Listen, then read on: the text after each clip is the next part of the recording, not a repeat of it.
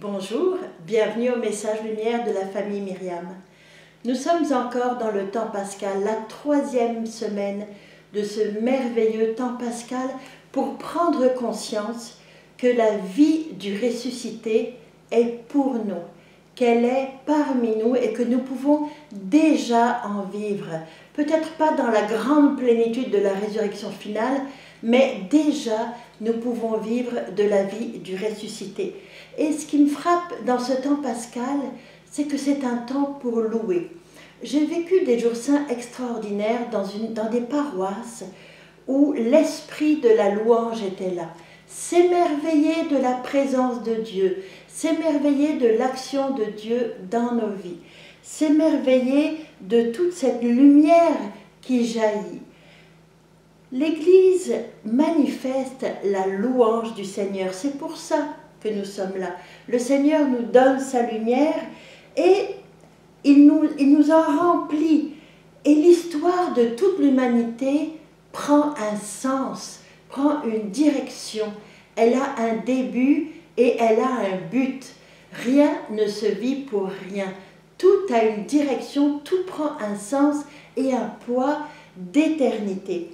Et dans cette histoire de l'humanité, il y a ma propre histoire, il y a mon histoire qui est aussi appelée à rentrer dans sa pleine dimension.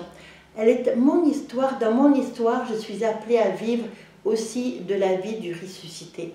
Et ce qu'on proclame par la louange, c'est la grande espérance que toute mort ne se termine pas dans le néant, mais que toute mort, quand elle est donnée à Jésus, quand elle est vécue en Dieu, toute mort débouche sur une résurrection.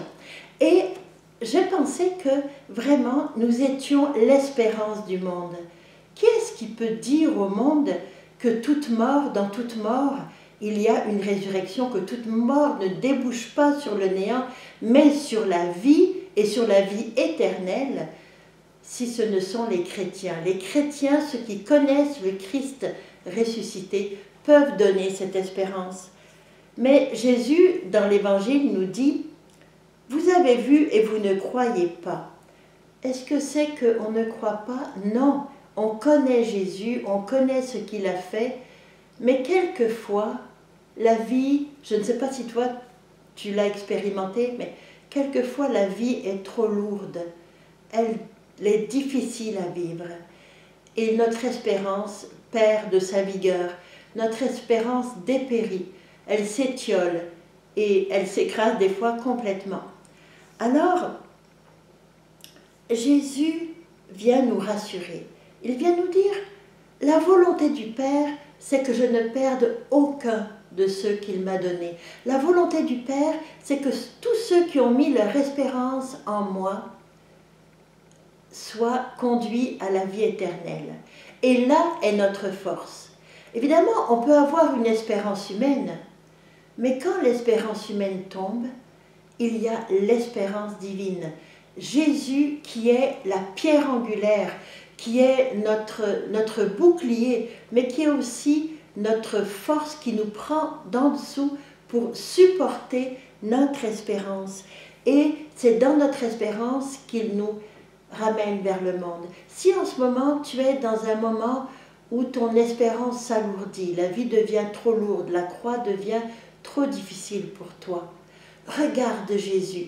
Jésus qui n'a qu'une passion avant sa mort et sa résurrection, et après sa résurrection, il n'a qu'une passion, nous aimer, nous tenir et nous ramener au Père, de nous garder pour que nous suivions le bon chemin sans nous égarer, puis sans tomber dans le néant.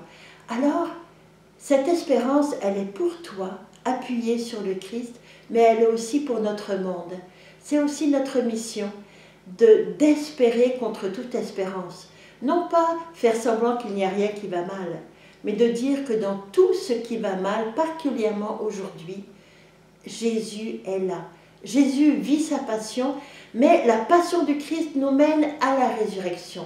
Et oui, je peux dire avec toi, je crois que dans toutes tes désespérances, Jésus est là et tu vas voir le Christ, tu vas rencontrer le Christ ressuscité. Oui, en Haïti, oui, en Ukraine, oui, en Russie, oui, au Soudan, oui, dans le monde entier. L'humanité souffrante dans ses morts, dans ses passions, va rencontrer la figure du Christ ressuscité. Et oui, nous allons ressusciter pour un temps de paix, pour un temps de vraie communion, pour un temps où l'amour aura tout pardonné et où l'amour sera tout vivre. C'est ce que je voudrais te dire aujourd'hui. Tenons haut et ferme le flambeau de l'espérance. Notre humanité en a besoin, notre famille en a besoin, et nous-mêmes, nous en avons besoin. Passe une très belle journée en regardant Jésus, qui est le garant de notre espérance. Au revoir et à demain. Viens à moi, à mes pieds, je parlerai à ton cœur, je suis ton Seigneur.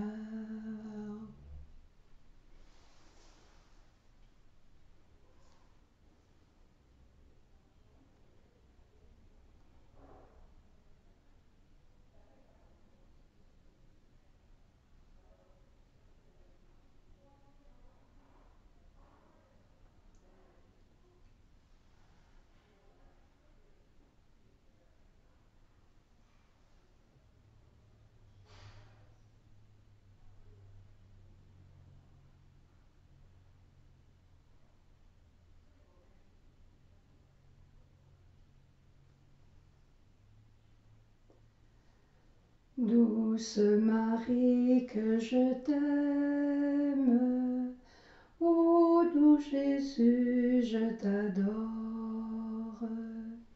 Douce Marie, que je t'aime, ô doux Jésus, je t'adore.